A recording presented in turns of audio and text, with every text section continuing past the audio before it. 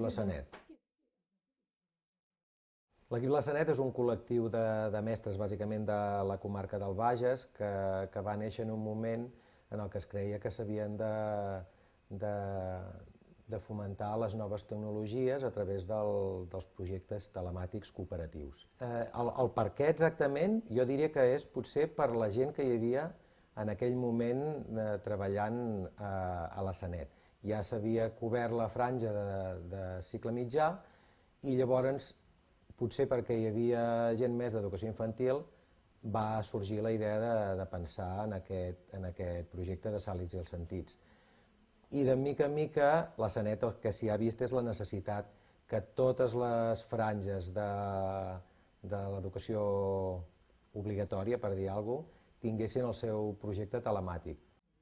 Doncs Sàlics i els sentits aquest any es troba en la seva 11a edició. L'any passat vam celebrar la 10a edició i per aquest motiu van sortir publicats els contes. I clar, des del principi fins ara sí que ha evolucionat, diríem que Sàlics i sentits, el projecte en si té 3 àmbits, té l'àmbit de la pàgina web, té l'àmbit de la caixa que es lliura a les escoles en el seu primer moment com a element motivador i té l'àmbit de la festa. Llavors, la pàgina web diríem, és el que potser no ha evolucionat en el que és la seva estructura, però sí que el que ha canviat és la relació que estableixen les escoles amb els Sàlics.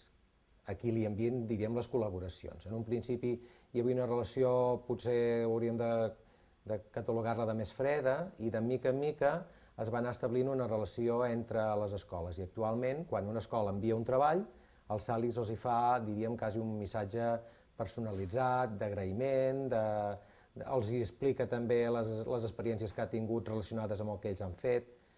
I clar, aquesta relació fa que en el moment de la festa hi hagi aquest esclat que per ells veuen un personatge que per ells és un personatge mediàtic.